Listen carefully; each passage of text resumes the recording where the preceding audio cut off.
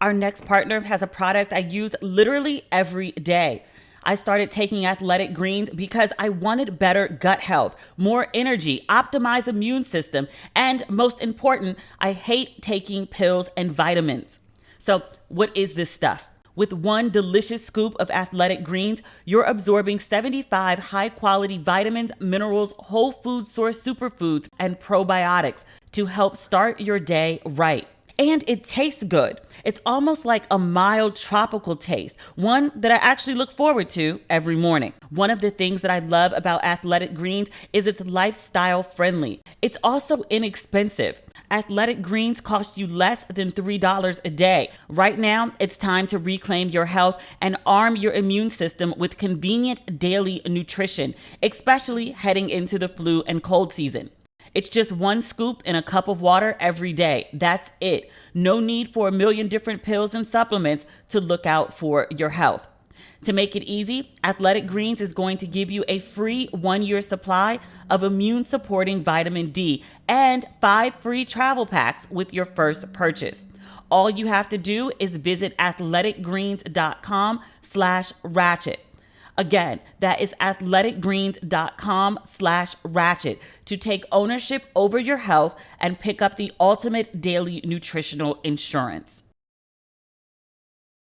Dooney & Bourke has been the standard of luxury for American handbags for over 45 years. The brand, based in Connecticut, has an obsession for craftsmanship, quality European leathers and hardware, and a mission to carry your essentials everywhere life takes you. If you're going to invest in one bag this season, make it a Dooney & Bourke. Dooney & Bourke handbags are designed with timeless styling and crafted to last. Each handbag and accessory is handcrafted using premium European leathers and hardware with functional details that accommodate your lifestyle, like extra zip pockets, metal feet, and adjustable straps. Dooney & Bourke's iconic all-weather leather collection was an instant classic when it was first introduced in the 1980s. For over 2 decades, Dooney & Bourke has worked with their European tannery, refining and perfecting its most recognizable leather, and is proud to introduce the new all-weather leather 3 collection. Dooney & Bourke's 20th century classic steps into the 21st century, and it's more refined than ever. I've been wearing the domed satchel. I can wear it when I'm dressed down and running errands, or I can dress it up with heels when I want to look my best. Check out Dooney & Bourke's newest, most exciting collection at dooney.com/ratchet for 20% off your first order. Visit dooney.com/ratchet and use the code RATCHET before April 30th, 2022. Ladies and gentlemen, boys and girls, you are listening to Ratchet and Respectable with Demetria L. Lucas. I swear it is my fate in life just to have loud neighbors. The situation with the dog back home in LA was actually solved. I heard the dog once in 3 days. I think so many of the neighbors complained that they finally did something about that dog. I actually think they moved them. I was walking to my parking garage the other day and I heard this crazy loud bark coming from the other side of the hallway, and it sounded like the dog that was across the hall. And I was like, did these people move? I feel sorry for the people that are being terrorized, but I'm glad it's not me anymore. But right now, I'm in Miami. I've begun the odyssey that I've been talking about for the last couple of weeks. My neighbors, bless their hearts, it is 12:40 in the morning, and they are blasting some sort of Latin music. I know it's Spanish. I have no idea who the artist is or what they're saying. And it's not bad music either. They're adding a little hip hop in there too. They just finished playing Meg's Thought Shit, which the video's too much for me, but I actually realized I like the song. I don't know if it's picking up on the podcast, but if it is, that's the background noise that you're hearing. Great playlist. Just, if I wasn't recording a podcast, it wouldn't bother me. Like, I fully recognize that, like, I'm staying at a party hotel in a party city. Like, this is what I signed up for. But I'm like, God damn. This odyssey is off to quite a wonderful start. It was a little rocky at the beginning. Like, my flight was supposed to leave. I was taking a red eye out of LAX. It was supposed to leave at 1:30 in the morning, and I was supposed to get to Miami at 9:30. And we didn't leave until 10:40 a.m. Luckily, they told me way in advance. I got to the airport for an 8:45 flight, and then got an alert that it was delayed right when the flight was supposed to take off. That was for 9:45, and then like at 9:20, we were told that we were leaving at 10. So we actually took off at 10:20. I didn't get to Miami until 6 o'clock, which is fine. I didn't have anything planned for the day other than I wanted to go to Sea Spice, and I had reservations for 7:15. So I was like, I have to make this work. So like I scrambled from the airport and scrambled up to my room, showered, changed clothes, put like half a face of makeup on, and went to meet one of my friends for dinner. And it was worth all the hassles. Sea Spice is absolutely amazing. I haven't been to Miami. I don't know how long it's been open, but I haven't been to Miami in years and years and years. And if it was open the last time I was here, I hadn't heard about it. Otherwise, I would have been. That was my first stop in Miami, and it was amazing. It was absolutely amazing. It started raining right when we got there, so we had to eat inside. I was sitting facing a window, and Sea Spice is right on the river, and there were yachts sailing up and down the river as we were dining. And people kept buying bottles, so the servers were going by with like the sparklers, like, you know, like a club, and the music was like super loud. I was like yelling to talk to my friend, but really, really good DJ. And then people were up dancing. It was like a day party at 7 p.m. But it was great. It was absolutely great. Like there were smoke machines. There were, what are they called? They were showgirls, except they had like their boobs covered, but they had like the feather headpieces and like, I guess maybe like carnival outfits might be a better description than showgirls. But they're very similar. They're very like elaborate. Lots of feathers, lots of rhinestones, like of glitter and glistening and, you know, sexy and all of that. It was a really, really good time. So then some of my other friends were in town from New York. Like I landed in Miami and started posting, and then people just started hitting me up and left and right. Like, you're in Miami? I'm in Miami. Like my college roommate was in Miami. My hairdresser from DC was in Miami. One of my favorite bloggers, I didn't get a chance to reach out to her because I didn't have a whole bunch of time, but she was in Miami. An ex, long ago ex, I mean like 15 years, he was in Miami. And he's in Miami with like this guy who's like my brother. He and his wife just had a beautiful, beautiful baby girl. And he was in town for work. So like everyone's down here. I wish I could stay longer. Actually, by the time you hear this podcast, I will probably be on a flight to my next destination. I told y'all I was going on an odyssey. Tomorrow's adventure involves a plane, a bus, a ferry, and possibly a golf cart. It's an all-day adventure. But hopefully I'll be able to get up in the morning. I gotta get up early because I'm getting a wax. But hopefully I'll get some pool time in the morning and then not have to sit in the airport all day. I hope the airplane gods shine in my favor and my flight is not delayed and I can make all of my, transfers on time in the morning. Pray for always my safety, but also my ease of travel. Traveling mercies, as they like to say. What else is going on? I'll be honest with you, I haven't really been paying much attention to the news. If it's like, you know, sit on my phone or go run around with my friends or go wander around Wynwood, I'm always going to choose the latter over the former. Yo, it feels so good to be out again.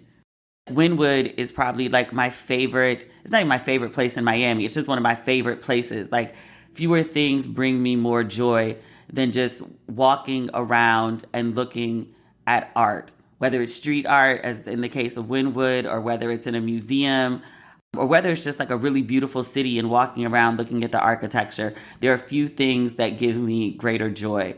So this afternoon, after the storm, the weather cooled down.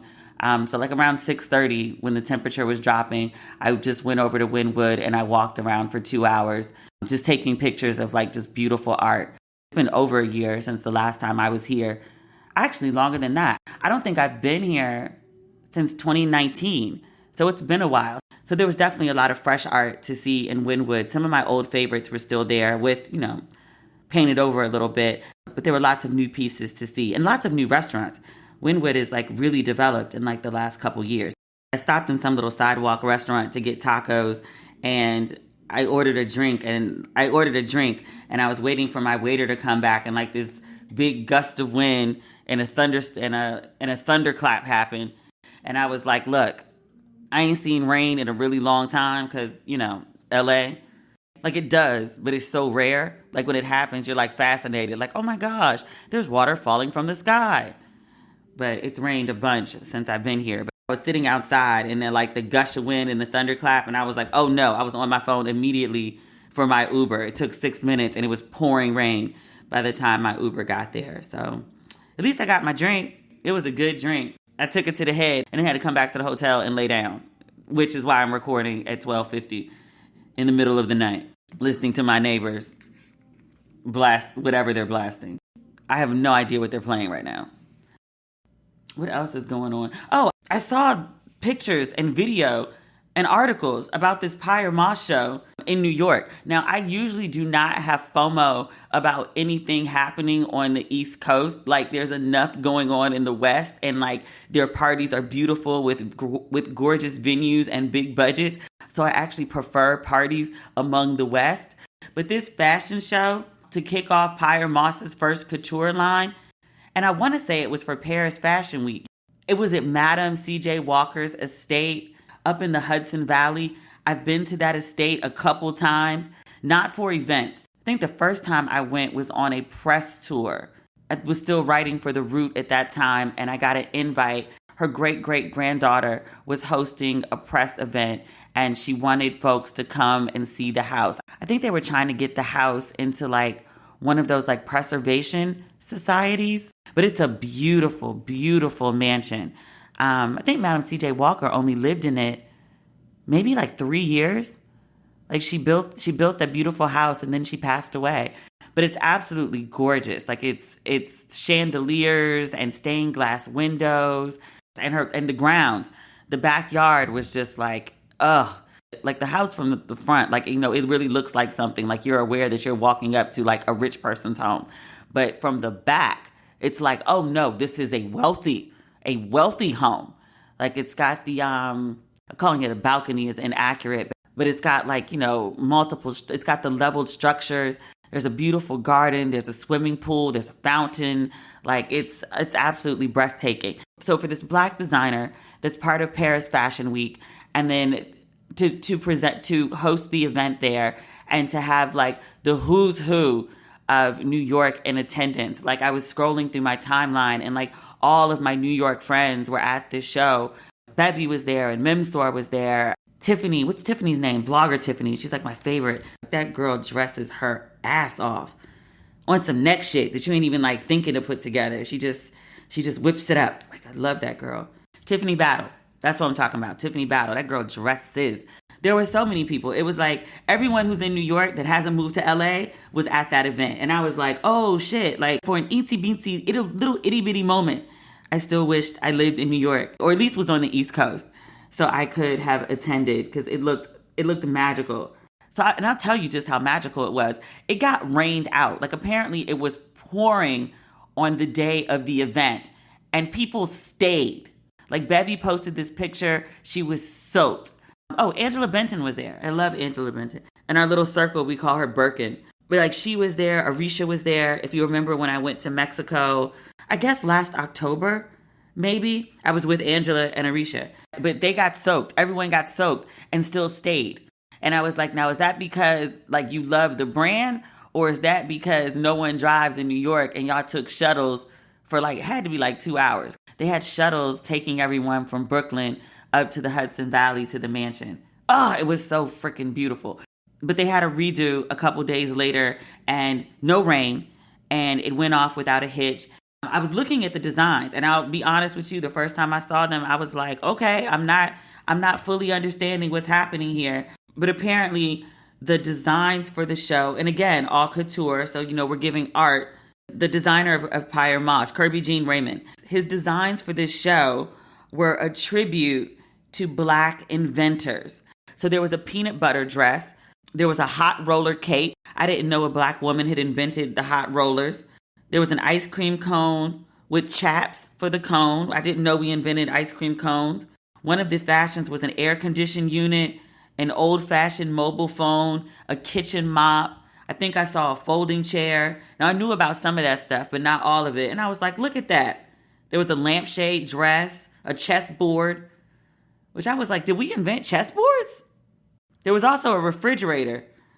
And on the refrigerator, you know how like your grandmama's house, or maybe your mom, they have the letters, the colorful letters that are on the refrigerator. So this refrigerator had those letters and they spelled out, but who invented Black trauma? I loved it. I loved it. Kirby's having an amazing year. I remember pictures from maybe like a month ago in New York. Lena Waithe was there. Lane Welter Roth was there. I think I saw this event on Elaine's page, and maybe June Ambrose as well. I think he was being honored by Parsons School of Design, and it was on a rooftop. And I want to say the Brooklyn Bridge was in the background. Am I making that up? I don't think so. It was definitely a rooftop, and it was definitely in Brooklyn. It was absolutely stunning photos. So he's having a really good year. Like, congratulations to him. I guess that's like our good Black news for the week. One more thing that I want to talk about before we get into the interview for this week. I had the opportunity to chat with one of my really, really good friends, and we'll talk about her in a moment. But ever since Nikole Hannah-Jones turned down the tenure at UNC and chose to go to Howard, I've been thinking a lot about her decision. And apparently other people have too. I'm going to talk about an open letter that a Howard professor wrote to Hannah Nicole Jones. I specifically wanted to talk about something that Jones wrote in her open letter. And I've read it a couple times. And each time I get to this part, I start getting like weepy and teary about it. She talks about wanting to attend UNC. And she says being asked to return to teach had, quote, felt like a homecoming. It felt like another way to give back to the institution that had given so much to me. And I get that. That's how I feel about, the University of Maryland and NYU, both my alma maters. Like, it's an honor to be invited to speak there. I would be incredibly honored to be asked to be a professor there, even an adjunct. I've actually been rolling around the idea of teaching at a university. I think it would be a good thing to do. She says that she was very excited about the possibility of returning. And then she says, now I was being told that the Board of Trustees would not vote on my tenure and that the only way for me to come teach in the fall would be for me to sign a 5-year contract under which I would be considered for tenure at a later unspecified date. She says, quote, by that time, I had invested months in the process. I had secured an apartment in North Carolina so that I would be ready to teach that January. My editors at the New York Times had already supplied quotes for the press release of the big announcement. I did not want to face the humiliation of letting everyone know that I would be the first night chair at the university to be denied tenure. I did not want to wage a fight with my alma mater or bring to the school and to my future colleagues the political firestorm that had dogged me since the 1619 Project published. So, crushed, I signed the 5-year contract in February, and I did not say a word about it publicly. That's the part that gets me. Because I know that I've done similar things, personally and professionally. Like, I thought I had something in the bag because I thought I'd done all the right things that should have placed me in a position to make something easy for me, like to make it a go. And then suddenly it became complicated. One instance, being up for a job, and then they offer me next to nothing. And I'm like, I've already told people that there was this big thing. I've already told people that I'm doing it. And like, I didn't want to go back and say like, yeah, like they offered me nothing, which I internalized as a reflection of my worth. Like the part she talks about, like the humiliation of not wanting to go back. And so you just push through and are just like, well, okay, I'll try to make the best of it. And in every single instance that I've done that, I finally learned to stop doing it. In the last year or so, I've turned down a couple things that I was like, nah, no. And they actually came back with what I thought I was worth. And I was like, so y'all just tried me just to see? Yes. But in all of those instances where I settled, I think of the saying that like when you settle for something, you always get less than what you settle for. And I thought about that reading this passage of Nikole Hannah-Jones' statement, because they offered her this job without the benefits that it always came with. And she knew why, because she's Black. It's blatantly racist. And instead of walking away from the situation because she didn't want to be humiliated, she just took the job and didn't tell anybody about the details and was going to keep it that way. A publication wrote about her not having tenure months after she signed the contract, and that's how the story blew up. I think we talked about the timeline of that on here way, way back when this story first came to the forefront. In an attempt to not humiliate herself then. She accepts the job. Somebody goes and writes an article about how she doesn't have tenure. The major news publications pick it up, and then it becomes a national story, a huge firestorm. Everyone's talking about it. Everyone's writing about it. People are protesting. People are taking out ads in newspapers. The journalism school is fighting the board of trustees. People are not donating money to the school. Other potential hires are pulling out. Like this huge thing, which is exactly what she didn't want. And in no way am I saying that it's her fault. I'm just saying that this is an extreme example of what happens when you settle. And so she learned a lesson from it because she's writing it. And she learned the lesson from it because she's writing this in the open letter.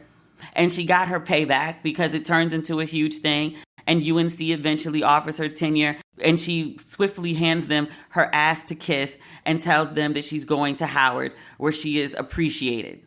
So it all worked out for her. It is not always all worked out for me. Sometimes I've settled, gotten less than I settled for, and just had nothing at all to show for it other than hurt feelings and embarrassment. It happens. But I tell you that so that if you recognize yourself and what Nicole Hannah-Jones did and what I'm telling you I did, stop that shit. Stop that shit. Don't settle. Go get the thing that you really want in a place that really wants you to be there. Whether that's a job, whether that's a man or a woman or they, don't settle. Nicole Hannah-Jones also came up earlier this week. I just mentioned how she talked about she wanted to go to Howard where she's like appreciated and not just tolerated. Earlier this week, a professor from Howard University, Imani Light, she published a piece on Medium and she titles it An Open Letter to Nicole Hannah-Jones. And I feel a way about that. And I'll tell you why in a second. So she writes this piece. And the first part is welcoming Jones to Howard. Literally, it says, "Welcome to the Mecca, sister." That's the opening line. And she writes, "You are now part of the greatest collection of Black academic excellence the nation has ever known. Your membership here is fitting. In prior semesters, I have assigned excerpts from the 1619 Project." She goes on to say, quote, "The truth is that the start of your tenure at Howard University is not the beginning of your footprint here." Light goes on to talk about how she's followed the situation with Chapel Hill. She said she signed one of the digital petitions demanding that her tenure case be treated the same as white candidates who preceded her. And then she specifically mentions Jones's line, "Go where you are valued, not where you are tolerated." And she said, "I read the Twitterverse and other social media spaces cheering your decision." She said, "My heart lurched in empathy and sadly in understanding." And then she drops the kicker. "I am a member of a devalued and disrespected faculty at Howard. The administration's leadership practices have soiled the bright and beautiful experiences in teaching that push me into my classes daily, but have dimmed my formerly boundless, excited joy." She says Howard relies significantly upon a faculty of full-time, non-tenure track professors. "We hold the same terminal degrees our tenured and tenure-track colleagues hold. We are well situated in the most recent research and methods of our discipline. We teach 4 and 5 courses per semester. We counsel and advise students. And our students love us because, quite honestly, we are excellent." She goes on to say that 3 years ago, the full-time faculty who were not in positions subject to tenure at Howard, they organized to create a union. She says in 3 years, Howard has agreed to 0 of the union's requests. She laid out a series of issues that she wanted addressed by Howard. One of them, and I don't work in academia, I don't know if this is normal, somebody tell me, but she says that each year, Howard professors working as lecturers must reapply anew for our jobs. They have to complete an employment application, resubmit a resume, and, quote, "act like we've never met." Every single year, we get a letter during the spring semester reminding us that our jobs are over as of May 15th. Also, each year, Howard professors working as lecturers are reminded that one cannot maintain employment at Howard beyond 7 years in a non-tenure track position. Under this policy, Howard famously parted ways with former faculty members Toni Morrison and Roberta Flack. This letter also talks about the need for substantial salary increases. Apparently, Howard professors Lecturers who hold doctorates are being paid $48,000 a year. Light notes that this salary is less than a first-year kindergarten teacher in DC who holds a bachelor degree and just graduated in May 2021.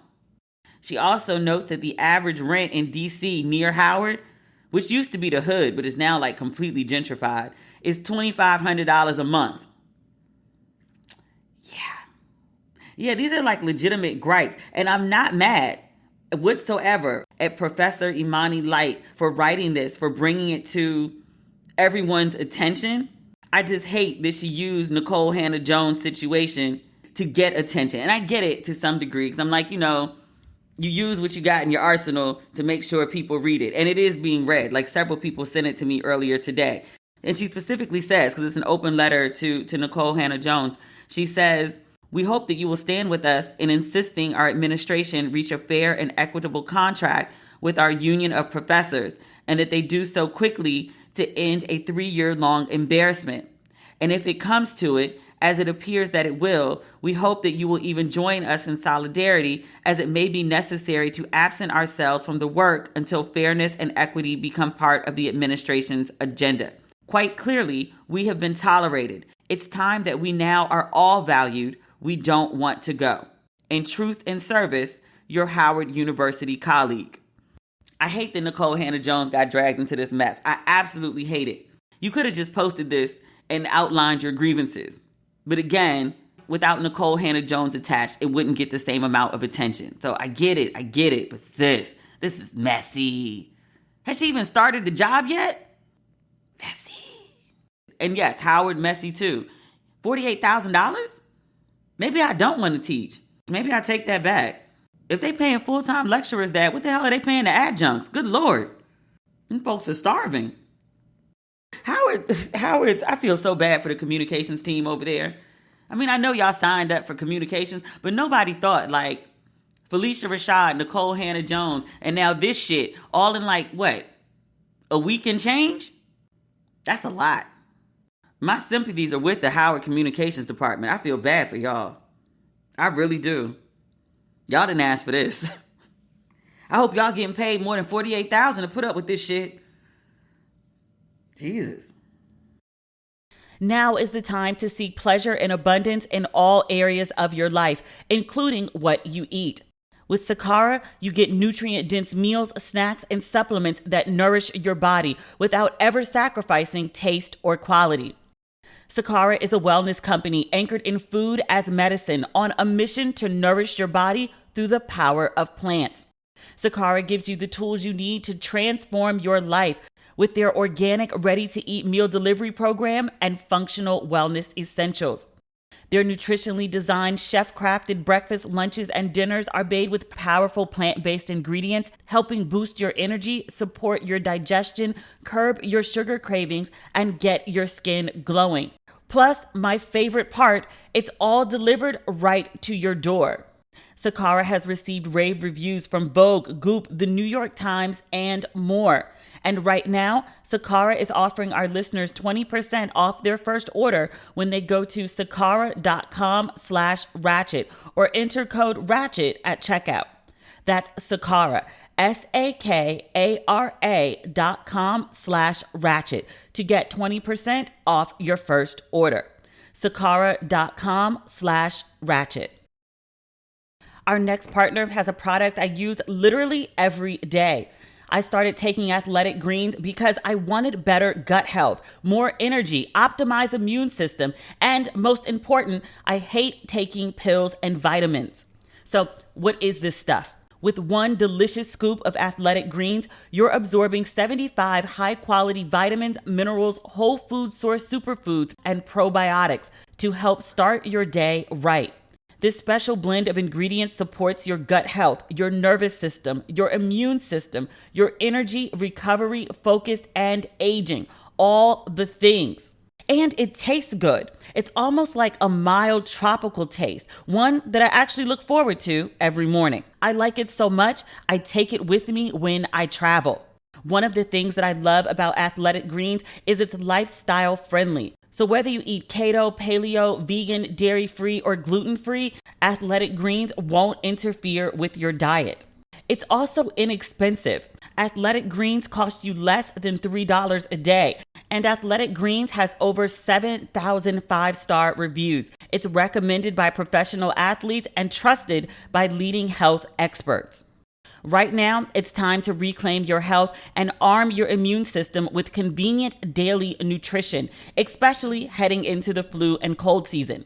It's just one scoop in a cup of water every day. That's it. No need for a million different pills and supplements to look out for your health.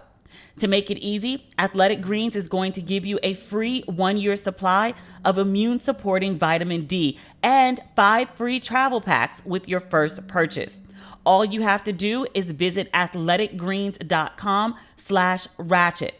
Again, that is athleticgreens.com/ratchet to take ownership over your health and pick up the ultimate daily nutritional insurance. In other news, a few weeks ago, I think I mentioned, or maybe I said it and then in editing I took it out. I messed up a really dope interview. Denene Millner, award-winning journalist, New York Times best-selling author. I think she's on like her 26th, 27th book. I can't keep up. 8 or 9 of them are New York Times bestsellers. She's like my epic friend. If you can think of an autobiography of your favorite celebrity, Denene probably wrote it. Taraji P. Henson, she did hers. Cookie Johnson, she did hers. Charlie Wilson. There's so many more. She's written like a million books. And she currently has her own imprint at Simon & Schuster. And one of her many, many passions is nurturing young Black minds. And so the way that she does that currently is with Denene Millner books. She has children's books.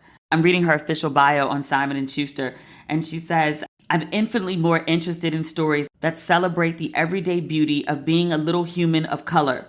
Black children believe in the tooth fairy, get scared when they contemplate their first ride on the school bus, look for dragons in their closets, have best friends who get into mischief with them. Black children have the same universal childhood experiences that any other human revels in as a kid, and they should be able to see that part of their lives reflected in their stories on their bookshelves." If you get a chance, look up the covers of these books. Like the artistry is just absolutely amazing. Like these are like beautiful Black images. So I met Denene when I was working at Essence. When I was the relationship editor, Steve Harvey used to do an advice column for us, and I edited him. And Denene was the co-author with Steve of Act Like a Lady, Think Like a Man. So I would work with Denene to get the questions to Steve and get his answers back to us. She was the go-between to make that happen. So we started working together then, and we just built a wonderful relationship. And over the years, she has become like a mentor, a sister, a friend. Like I absolutely adore her and her girls. So I called her initially a few weeks ago to talk about her children's books. And we had an amazing conversation about the books and her career. It was wonderful. And the interview didn't record. It recorded my portion, but it didn't pick up Denene's. I was using a new platform and I just botched it. And I was so embarrassed because I had an episode planned out where I was going to run the interview, and I went to edit it and it wasn't there. And I was like, oh shit. And then I had to call Denene and be like, hey, I fucked this up. And she was like, no worries, sweets. And I was like, oh God. She's a journalist in a past life. Although I think once you're a journalist, you're always one. But so she was like, no problem. Like it happens. And she was like, we'll talk again sometime. Like something else will come up. She's a faithful listener. So she was like, just call me. She was like, just call me next time, something comes up. So I actually called her about something else that came up. I was writing a story for Very Smart Brothers on Sister Souljah and the coldest winter ever. I hope Panama's not mad if I tell you that. It's for a big project that he's working on. But I just, gave you a hint of what's to come. But I needed some perspective on the publishing industry around the time that the book came out in 1999, because I didn't enter publishing until 2002, 2003. I wasn't in the industry to know about the behind the scenes of the book and the professional hype and all of that. But Denene had just started writing books, and she was a journalist at the time, so I'm sure she covered Sister Soldier. And she was a journalist at the time, so I'm sure she covered Sister Soldier. So I just needed some context. So I called her up to talk about the context for the coldest winter ever. And then we ended up in this whole conversation about Black women and curves and body image. I think she'd also listened to the episode where I talked about the women in Atlanta who were coming back from the DR and had gotten their bodies done. So we were just talking about Black women and body image. And Denene has one of those shapes that people are paying $3,000 to $15,000 to go get done. She has a very ample behind. Think like a Serena Williams, but maybe bigger, and her tummy's flat. You know, some people are big in the ass, but also big in the tummy. Not her situation. She's very tiny on top, very shapely on the bottom. So we got into this really great conversation, and I was like, oh my God, we should be talking about this for the podcast. And so she was like, yeah, call me tomorrow. So I did, and we recorded it. So I'm really excited to share that conversation with you. Denene just has amazing insight about many things, but definitely about this as well. So ladies and gentlemen, boys and girls, and those who do not identify as either, please welcome Denene Millner to Ratchet and Respectable. Hey, baby. Hey, great. Baby. I'm so happy to have you today. You know, I'm always happy to be here. I know. And there's so much to talk about. Ciao. Because I called you the other day about something totally unrelated, and we ended up in this conversation about Black women and BBLs and plastic surgery and ass. And I was like, I've never thought of it this way. I don't want to enter this conversation.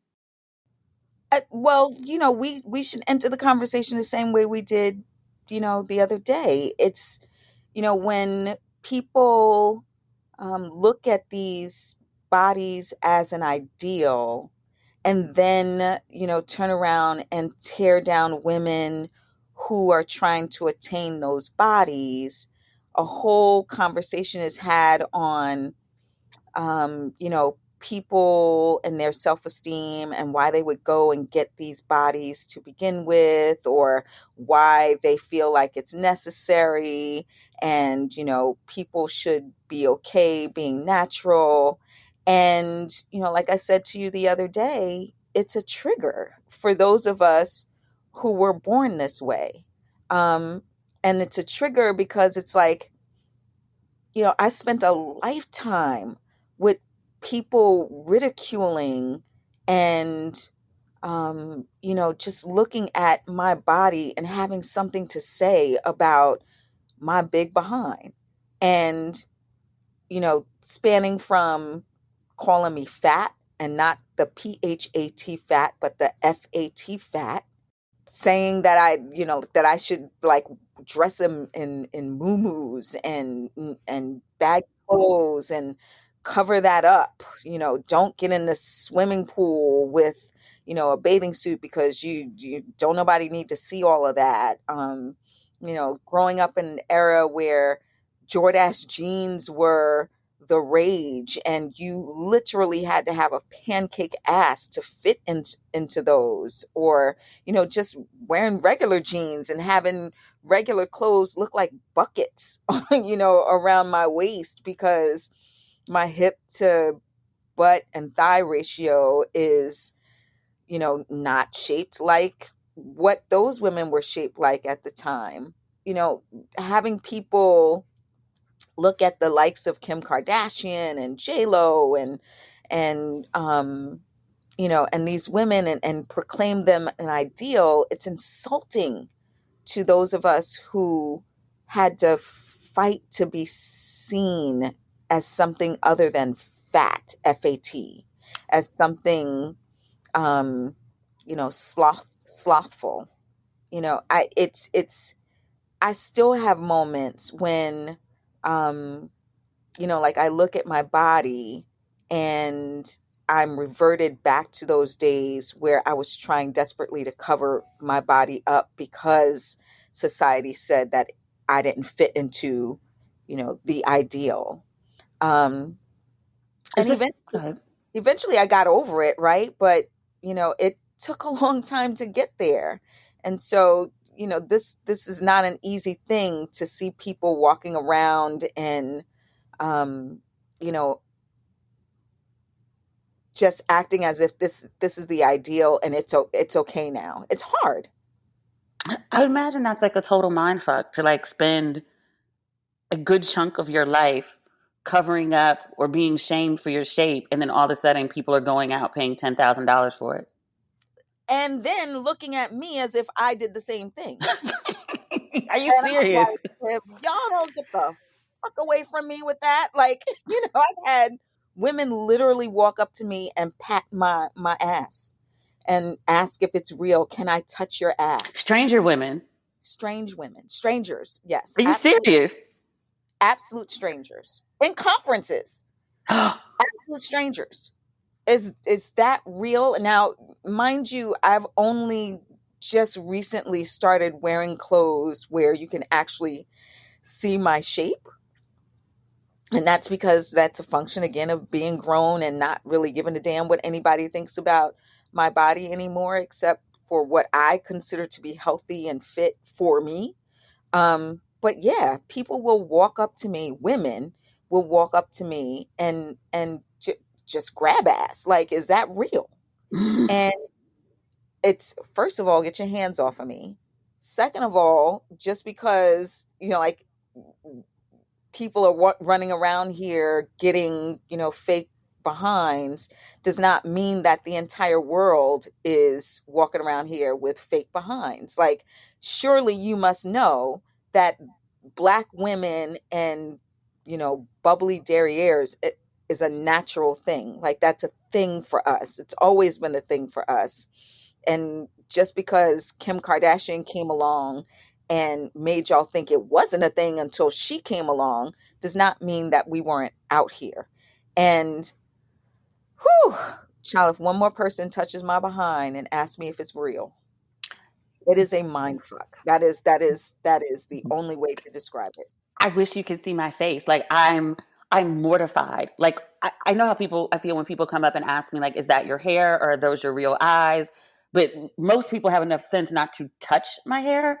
Oh, Right. your ass? Your Right. ass? That's Absolutely. a lot. Absolutely. But then my daughters do the same thing. Like, they know, of course, that my body is real, but you know, they have come up in so they had one foot in the era of people not necessarily or just learning how to understand that Black women have, curvy bodies and big booties. And then, the era that we're in now, which is, like, this needs to be the standard and this is the standard. And if you don't have it, then there's something wrong with you. So everything that people were looking at as a standard of beauty when I was a kid, which was, like the pancake ass and Jordache jeans.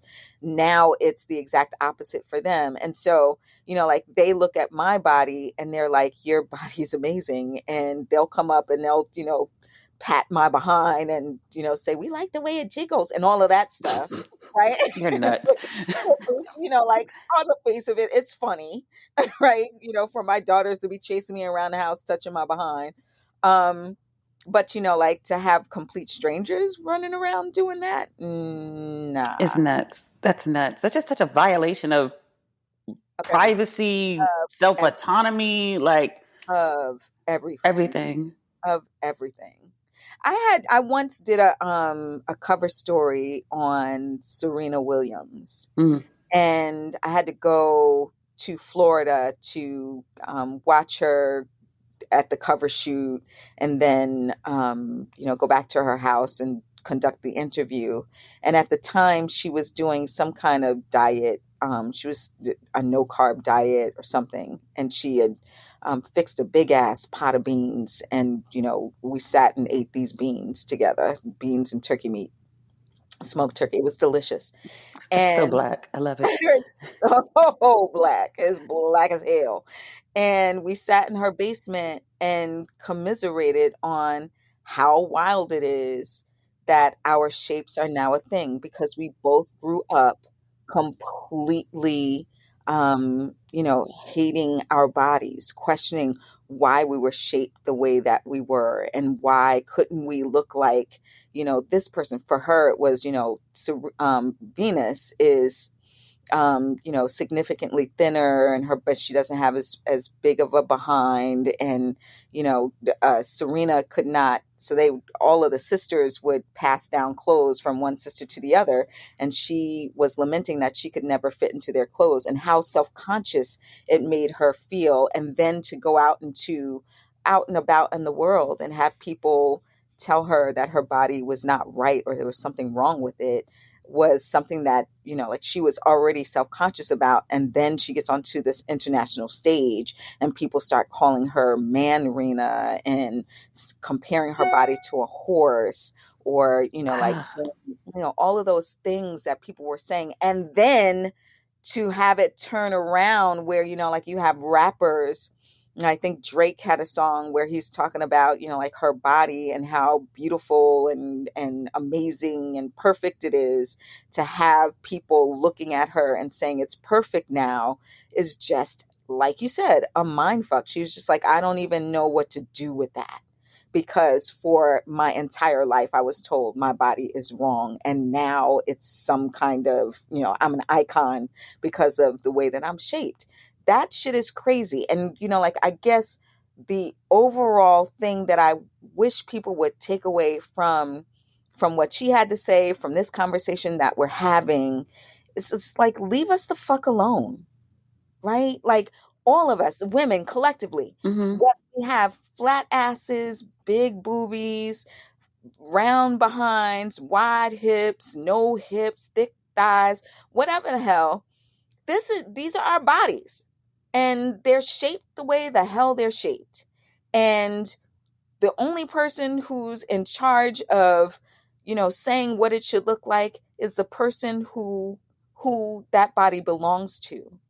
And this idea that somebody somewhere, puts up a chart and says, this now is the ideal, and everybody who doesn't fit into this ideal sucks, and everybody who does is an icon. So, do what you will with that information. Book your ticket to the DR and do what you have to do to fit into this, is so outrageous, for us as women. And I wish we women would put our fucking foot down collectively and say, enough already. There should be no reason why there should be 30 women in wheelchairs Mm-hmm. from, the DR, all in the airport at the same time, having had the same procedure. That's not, I did this because I wanted to. That's not just what that is. That's, I did this because I've bought into this idea that what I have is not good enough, and I'm trying to fit into some random ass ideal that somebody created today. And then tomorrow, I'll be, trying to fit into the next ideal. And so I'll be K Michelle, taking all this shit out of my ass and trying to save my own life because I made bad decisions about what to put in myself to make myself reach some kind of random ideal that somebody put out. Like, when do we get to the part where we understand that our bodies are just our bodies, and the way that they are shaped, bodies come in all different kinds of shape and sizes, and the way that we are shaped is just fucking fine? I think we're a very long way off from that. This woman wrote into me the other day, and she was talking to her nieces who were in their early 20s, and the nieces were telling her stories about, like, guys they encountered. I want to say they just graduated from college, and the nieces were kind of just like, like, this degree is pointless because men don't want women who are smart or who have degrees or have good jobs. Like, they're not interested. Like, it all boils down to, are you pretty and do you have a dope body? And they were like, if we want to, be in relationships, then, like, we need to get BBLs. And she was like, what do I say to that? And I was like, I don't even know, sis, because that's crazy. Right. Absolutely insane. And, like, one of the things that you say all the time that I love is, everybody has, a lid for their own pot. There's a lid for everybody's pot, right? And that's the case. You cannot literally build your body based on what somebody says a certain group likes, because there are men out there who, like one thing or desire another.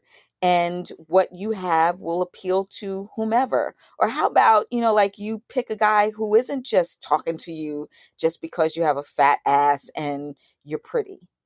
It would bother the shit out of me if the dude that I was dealing with right now, the only reason he hollered at me was because I have a fat ass. Like, now he appreciates it. He really likes it. But there are a whole lot of things that he likes about me. And the thing that he was attracted to most from the beginning was my brain. Like, we met somewhere where, like he heard me speaking. And that was attractive. And then the bonus was when I turned around. Let it be a bonus. It's icing, not cake. Icing. Exactly. It's the icing, not the cake. And if you are trying to legislate your entire life and your body based off of what you might get later on down the line in terms of a mate or attention, then you need to do some self examination, quite frankly. You were telling me a story the other day about being in the mall in Atlanta with two women who, had visibly had surgery to reshape their bodies, and like the amount of attention. We were going through Lenox Mall. This was when it was okay to go through Lenox Mall and it wasn't like a war zone. And my daughters were with me, and they were old enough to be able to see what was going on and, like have a conversation about it and make some judgments and decisions about what they were seeing. And there were these two women. They looked like they were probably Latina. And they were walking through the mall, super shorty shorts, tank tops. Granted, it was hot outside, it was the summer, but like there was some extra stuff happening here, right? Like they were all shined up and glossy in, clothes that were clearly too small, and walking through the mall with the intention of being seen, which is what, like folks do at Lenox Mall Yeah. before they started shooting up the place.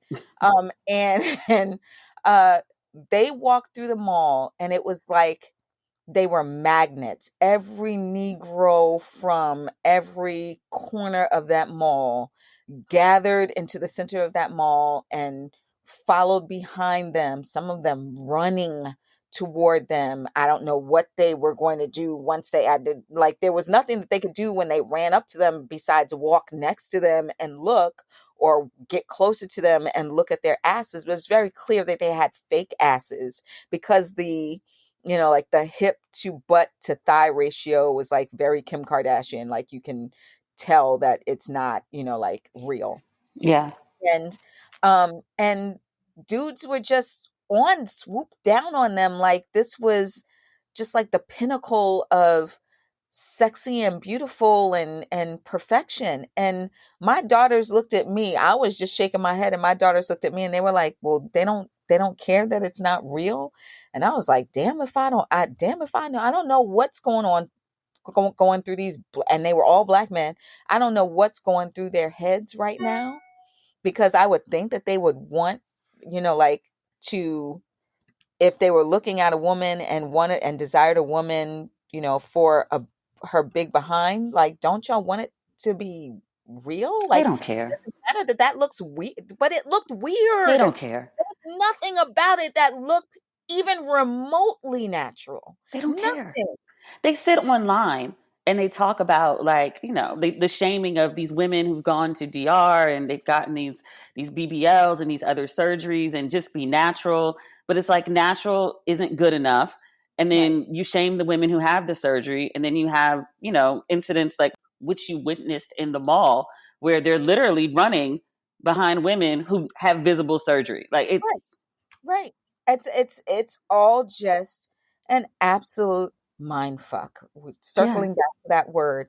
And so, like, I think that for us as women, what we need to do is just really focus on loving ourselves exactly the way the fuck we are, and stop all of this, like, well, this magazine or this website or what I see on Instagram or what I see on TikTok is the way that I should look. And so now I need to, like, book my tickets to somewhere to go and get that. Like, it's not fucking necessary. But I wonder if, like, this is, grown ass Denene talking. Because I Yeah.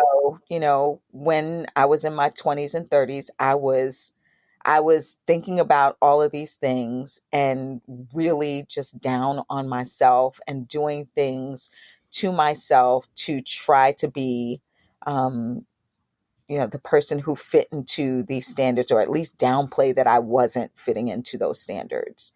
And so, like I guess that we are all a work in progress, but I just wish that folks could just appreciate their bodies the way that they are, They and are. that it takes us to talk to our. I'm constantly talking to my daughters, like they love their bodies now. Lila's always loved her body, but Mari, who is shaped just like her mother, had to have some serious come to Jesus talks with her mama about, like, hey, your body is beautiful.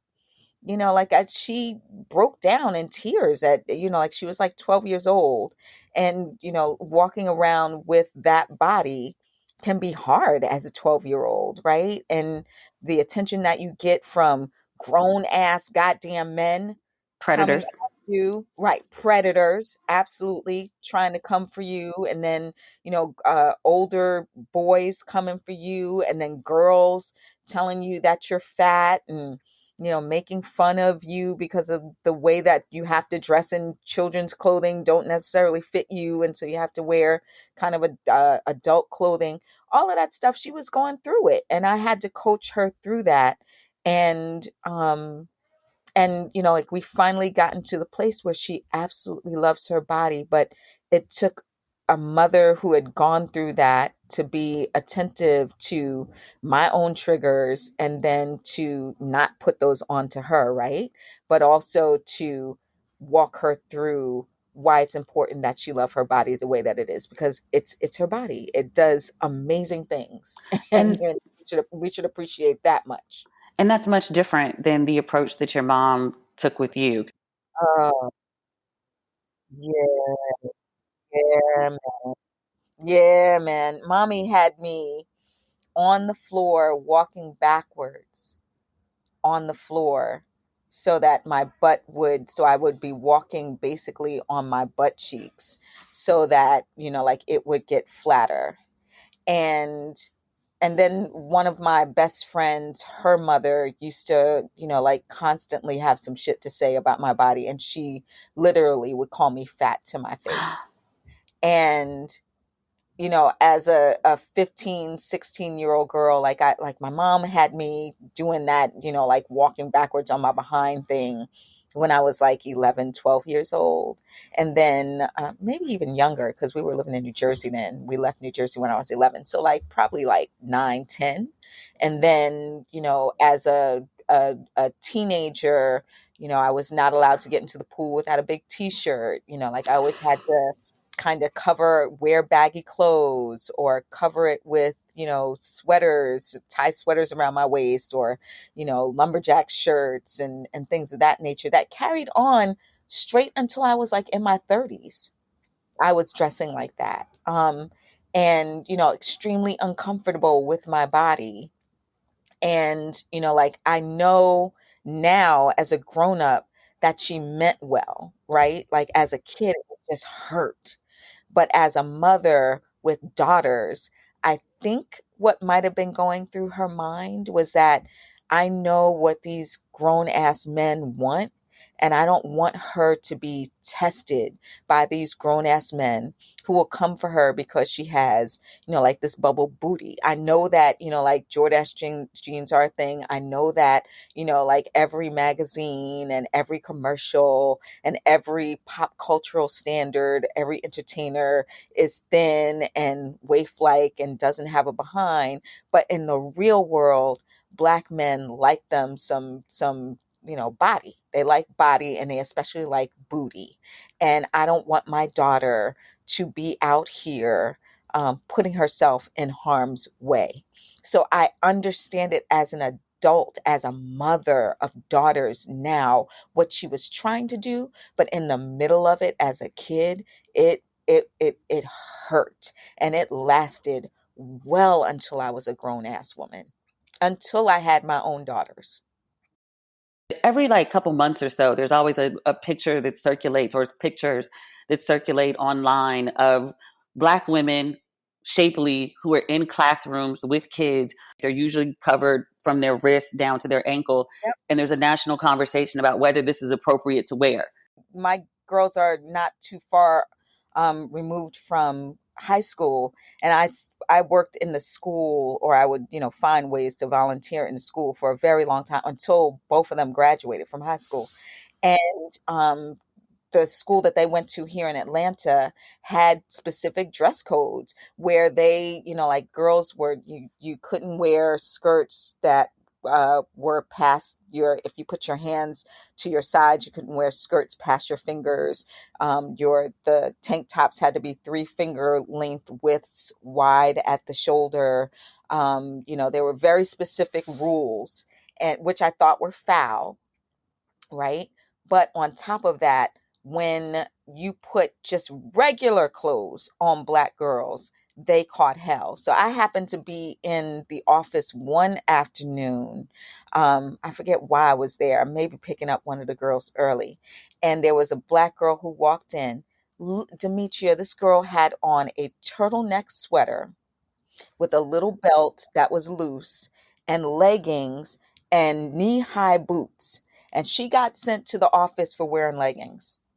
And when I tell you her sweater was down to her knees, and you could only see like a little slither of thigh, and then knee and calf, and she got in trouble. The school resource officer or police officer that was in the school sent her to the office, and then had the nerve to turn to me and be like, I don't know why she in here dressed like that. She know what the rules are. And I looked at him, I was like, what are you talking about? She just has on leggings like anybody else on the planet wears leggings. They weren't, she wasn't inappropriate. Her sweater was literally down well past her thigh, and she had on knee-high boots. What the hell were you looking at, grown-ass Black man, that you felt like she was inappropriate and had to be sent down to the office to have her mother bring up another set of clothes, or to be sent home for what? One of my nieces used to live with us, and when I tell you I got called up to that school once a week behind her going to school dressed like a regular ass teenage girl, but being called out because she was a curvy Black girl, and curvy Black girl in the same ass clothes as straight ass white girl always read too much, too sexy, too inappropriate, must go home, or put on this random t-shirt and these sweatpants that we have in here for people who violate these rules. That girl stayed getting in trouble. And I just could not understand what the hell is going on in these schools that we keep coming after little Black girls. It's not the white girls. We keep coming after little Black girls for the way that they are naturally fucking shaped. From Wondery, Rich and Daily is a podcast packed with laughs that delivers your daily dose of the latest celebrity gossip.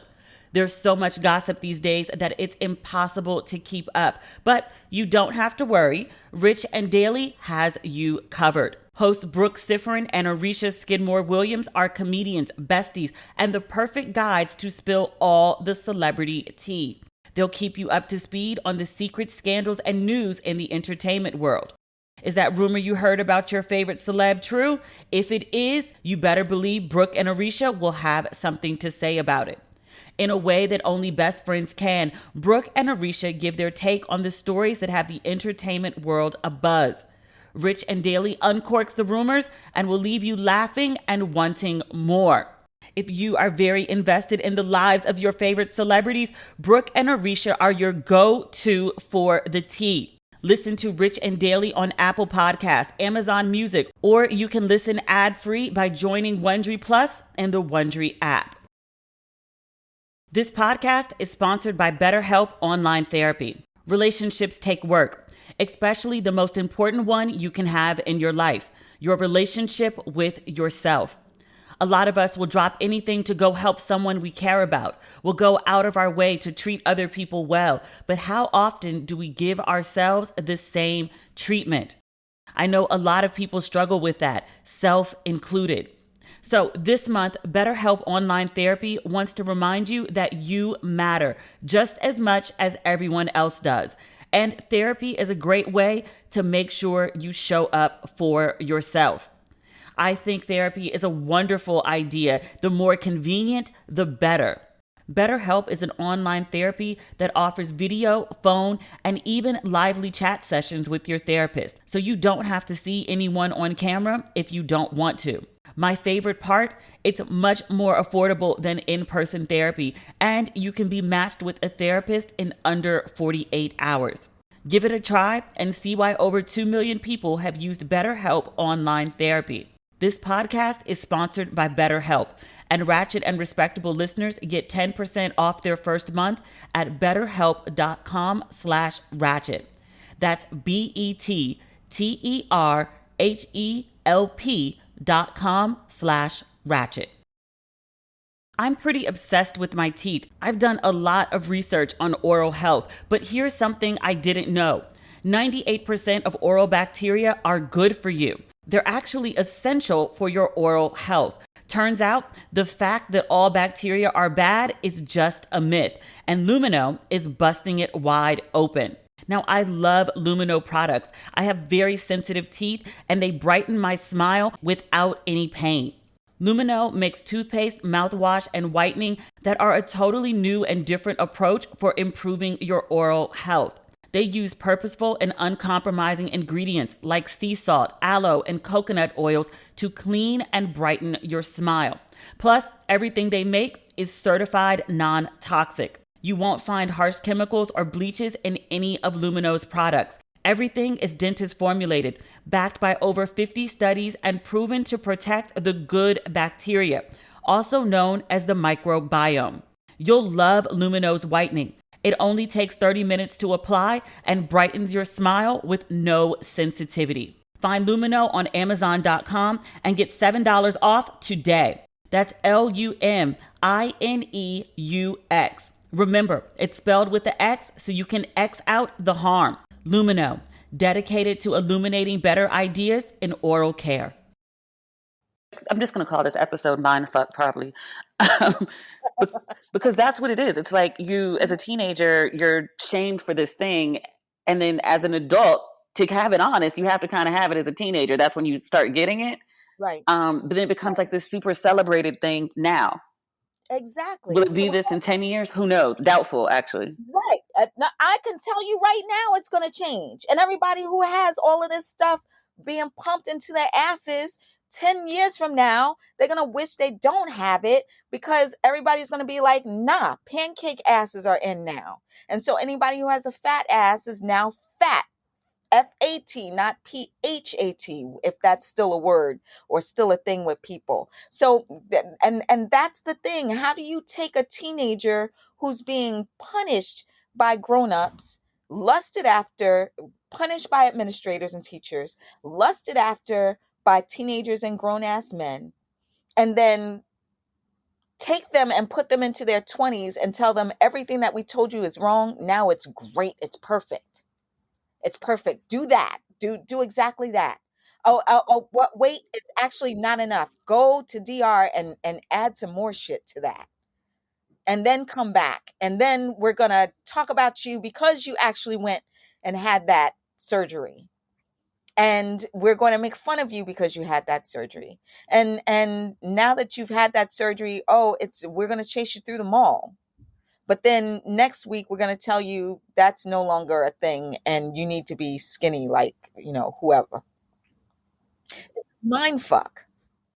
That breakdown, Jesus. Yeah, that's what it is. Exactly. And I just wish that we would, as women, we would all touch hands and agree that we're not going to listen to this stupid shit anymore. That we're not going to put up with this stupid shit anymore. That we're not going to be the ones, one of 30 at the airport having, done something to our bodies that, there's all kinds of health ramifications behind it for the sake of some, voice in the sky saying that this is the thing today. And so now we should all do this thing. It's one thing to contour your makeup in a certain way in 2021 versus the way that we wore makeup in 2010. It's one thing to, like have a hairstyle that's hot today versus a hairstyle that was hot, 2 months ago. It's one thing to wear this certain shoe is, the thing versus that shoe. But when you change your whole ass body for the sake of what somebody had to say, some voice somewhere says this is the thing and we should all be this thing, and if you are not this thing, then somehow you are not worthy, you are not right, you are like you can't be embraced, you can't feel loved or beautiful or fit into clothes or whatever the hell is going on that you think is going to be a benefit of being shaped that way. When we change our bodies physically and put them in harm's way to fit into that thing, that standard, what, can't we all just touch hands and agree that we should stop doing that? It's so hard, Denene. It's so hard though. Like the messaging just overall about like as a woman, like you should be beautiful and this is the standard and you need to meet it. Like logically, it makes absolutely no sense to expect all people to look in this one specific way. But the I want to say the fairy tale that if you look this way, then your life will be like a crystal stair. It's so overwhelming. I know, but haven't we all figured out that it doesn't work that way? Have we? No, we have not all figured it out. Otherwise, there wouldn't be 30 women down in DR on one plane. Right. When do we figure out that it's that? I guess my question is, when do we get to the part where we figure out, you know, when we have the K Michelle moment where we figure out, oh, maybe this wasn't a good idea. I don't know that Putting we my do. life in danger was not the best idea. I really don't. I don't know that you. I don't know if people do. I think I want. There's got to be some study also too about the number of women who like turn 45 and then like go get plastic surgery because that's a thing too. Yeah. It's not like women just in their 20s and 30s. And like, I think part of that is like, oh, motherhood and life and, just time has taken its toll. But it's a lot of women who go get like snatched at 45 to have like these um, ideal, the Yeah. curvy ideal sort of Yeah. bodies. Yeah, it takes a lot. It takes a lot to embrace exactly who you are. And I am a testament to that. I promise you. And there's days when I'm in, like I'm sitting in my closet right now so that, like, because there's a lot of noise in my house right now, but like I'm in this closet and I'm looking right at my fitness gear because this is where I work out. And, like there are days when I come in here and I go extra hard because I'm like, I don't like the way that I looked in that dress. We all have those days. Yeah. We all have those moments where, like we don't feel like we're at our best. But, like I wish that we could all get to this ideal that we have for ourselves, for the sake of our own selves, not for anybody else. I guess that's what, like I wish for everybody, that you would appreciate yourself the way that you, and if your idea of I want my body to look this way and I, like I want to go and get my boobies done, or I want to, get my teeth done, or I want to get my nose done. I do that shit for yourself. Don't do that because, like, oh, a big ass is in today, because that's not the best reason to do that. Do it because it's what you wanted for yourself.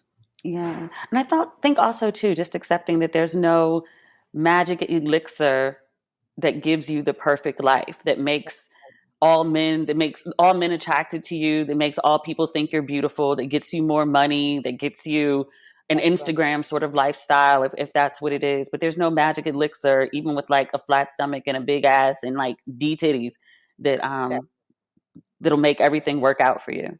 that's right. That's right. It just does not work that way. And as mothers, I hope that we're teaching our daughters the same thing. Like I'm super proud that, like I have a 22-year-old and a 19-year-old, and they're really confident in their bodies exactly the way they are. Like they don't have any of the issues that I had when I was 19 and 22. They're Girl. with their skin color, with their hair, with their bodies, none of that. And I've written extensively about it on, like I've written about it for the Times, and for as a matter of fact, oh my goodness. So there's there's this page on Instagram. I forget the name of it, but they posted a picture, a screenshots of a story that I wrote for the Times a couple of years ago. It's probably like 2 or 3 years ago, about my daughter's hair, combing Mari's hair. Mari had locks for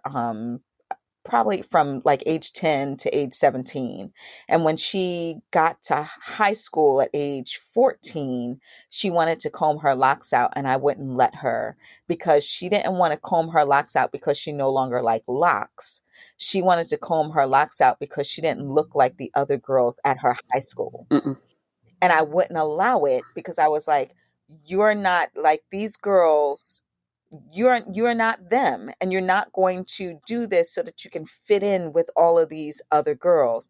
And there was a line that I wrote in there, something to the effect of, when she got to high school, these girls look like, the Love and Hip Hop, the high school version of Love and Hip Hop, ATL. And somebody went into and that's what they looked like. They all had, long weaved hair or wigs. They had, like super long eyelashes, and, had lots and lots of contoured makeup. They were 14, 15, 16 years old, and, very clearly experimenting. There's a whole lot of stuff that's on social media that tells you this is the way that you should look, and that's the way that they were dressing. Maybe mom is that way too, I don't know. But my daughters weren't those kids. They weren't those kids who are around adult women who dress that way, who wore, everybody in my family has natural hair. Most of us have locks. Like we don't wear a whole lot of makeup, and that's all our own personal decision, right? But with my daughters, I wanted them to really love who they were first, right? Before they started changing shit up. Yeah. I want you to learn to love exactly who you are. You have every right to experiment later on down the line. If you decide to comb your locks out and, put a weave in it, or long braids, or whatever, wear an afro, get a relaxer, whatever you want to, you have the right to do that. But only after I'm sure that you appreciate exactly who you are without all of that extra stuff. And somebody came into the comment section of that Instagram post and accused me of hating Black women and Black girls for saying that these girls look like, an outpost of Love and Hip Hop, ATL. If they do, And they do. right, I was like, I'm not making a judgment. I'm making an observation. That's what they Observation. look like. Girl, I get in trouble for that all the time. Like, I didn't do it. I observed it. But Right, whatever. exactly. Like, and I made sure to let my daughter know that before she went that route, I needed her to really love exactly who she is. Now, when Mari was 17, then she was allowed to comb her locks out. And when she told me why she wanted to comb them out, it was, I want to see what my natural hair looks like in its natural state without locks. Now we having a conversation, right? Right. Now we're having a conversation. Now you're telling me that you're doing this for the right reason. Now you're telling me that you're doing this because you want to see who you are naturally. And in her mind, even her locks, obviously locks are natural. I have locks all the way down to my ass. It's my hair, right? But she wanted to comb them out so that she could feel the natural texture Loose. of her hair, Yeah. and loose, right? And I was like, now we having a conversation. Absolutely, you could do that. But I wasn't about to authorize her combing her locks out so that she could look like everybody else, because it's not her job to look like everybody else. It's her job to look like Mari. Yeah. And that's so, I mean, that's a function of teenagers and wanting to fit in and all of that. Absolutely. It's so Absolutely. crazy though, Denene. Like, I remember being like early 20s and being so insecure about my appearance. Like, I was always like, even probably my smallest was like a 4 or a 6, but all my friends were zeros and twos. So I felt fat.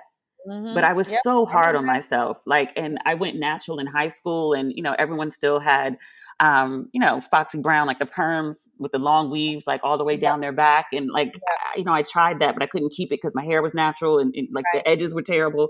Like it was a mess. Uh-huh. I look back at those pictures and I was like, even with your little chubby cheeks and, no makeup and bad hairstyles, like I was adorable.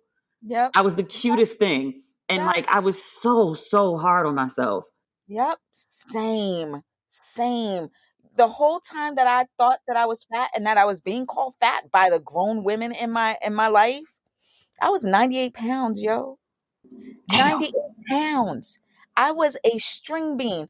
Quite frankly, I'm glad that I came out of that without like some kind of eating disorder, Disorder. Yeah. because it could have very easily driven me to think that I was so damn fat that I need to either, like become anorexic, or what's the other one where you Bulimic. right. I could have been either one of those, messing around with, like the grown ass women in my life who were calling me fat. But I was 98 pounds with like thin arms and, like a hanger styled shoulders and this bubble booty and hips. And, and when I got to college, the first day that I got to college, I decided that I was going to reinvent myself, right? Because, like where I College. grew up, the boys didn't appreciate me, but when I got to college, they were going to appreciate this jelly, right? So I had reinvented myself and like got myself a whole new wardrobe with my summer money, and like went there, and I was, no longer Dee Dee, I was Denene, Mm. and walked across the campus, and these black boys from Brooklyn and Harlem and Queens who were looking at me like, okay. And I was like, "What, me? You looking at me?" It was something else to be in a space where I was appreciated, but still, as a whew, goodness, I'm getting emotional. As a kid, to have to go through that and look back and see that I was really, really tiny and didn't deserve the kind of attention that was coming my way, didn't deserve the negativity that was coming my way. And, and thanking God that I came through it. But like, why we keep doing this to our babies, I don't know. I don't know. But when I look, there was a councilwoman back in the day who used to always look at me. I would go to work. I was a political reporter for the Daily News, and I would go to work in these short skirts and these short like, remember when short suits were in fashion, you Yes. had the shorts, and I would wear that to work with, like some sensible shoes. And she would always stop me in the hallway and look at me up and down and say, "Youth is wasted on the young." And I didn't understand what the hell she was talking about. What does "youth is wasted on the young" mean? What is she talking about? Now, as a grown ass woman, I Mm-hmm. get it. Like that youth is wasted on what I had before was totally wasted because I was so busy trying to like be something that I was not, and hide, or like just try my best to, I don't know, to be what other people wanted me to be. um and I'm really glad that I'm out of that, but I wish that we would all come to those conclusions way earlier, or Yeah. that, and as women, as black women, we would all look at one another and say, "You know what, enough, we're not going to do this to each other anymore." Like this is what it is. You better like it or not. Figure it out. Absolutely. Yeah. Absolutely. Well, thank you, my Absolutely. love. It's my This has been pleasure. quite enlightening, as always. It's always a great time talking to you, honey. Yes. Never I a dull love, moment love, with love you. the show. Love, love, love the show. Thank you. Thank you for listening. Because you like faithfully listen. Like you hit me up, be like, so I heard you say, I'm like, what? Faithful. Thank you. Absolutely. I'll be sitting here talking back at you, child. You don't even know. That's so funny. People tell me they do that all the time. This one woman, she DMs me like when she listens to the show, but she DMs me like she's texting me, like all her thoughts for the show. I think it's hilarious. Everybody, I do not love it. start DMing me. That's just one woman who does that. Let her do that. Um, I love it. I just be sitting here just talking back at that's right, girl. Exactly. finishing your sentences, all of that. I love it. I love it. My father called me also today. I think he listened to the episode already. And I guess, I don't know when this is going to air, but the July 2nd episode, I talked about him more or less telling me I need therapy. Right. That was today's episode, right? Yeah. Him saying, you're not done. No, but then he called me, which I think after he listened to the episode. And so like now I have to go have this conversation with my dad about what I said on my podcast. Like this is, yeah. It's very meta sometimes. I think it's hilarious that your dad listens to your podcast and then comes back and tells you that he's listened to it. I'm particularly tickled when you tell him not to listen and he does. Oh no, that makes him want to listen more. He's like, oh, that means it's a good episode.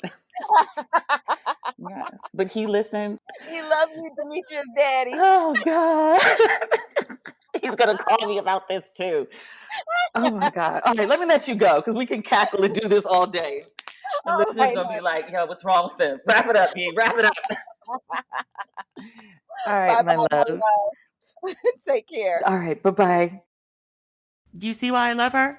She's so easy to love. I'm so honored that she came on Ratchet and Respectable. I don't flip out very often about celebrities, but I have like a whole bunch of writer crushes. And long before Denene and I worked together and, you know, became friends and sisters and all of that, Denene was one of my writer crushes. I don't think she knows that, but I knew who she was long before she knew who I was. To have a show, one, and then to like have her on it, absolutely amazing. So this is like a little dream come true. Thanks, Denene. That is the episode for this week. If you'd like a little Ratchet and Respectable in your life between now and the next episode, please follow me on social media at demetriallucas on Facebook, Twitter, and Instagram. I'm posting a little sporadically right now because I'm in the middle of what I'm calling my Odyssey. I'm traveling for the next, 26, 27 days. So, you know, posting will be a little sporadic, but the podcast will be coming as usual. We will talk again Friday? Okay. Thanks as always for listening. Bye.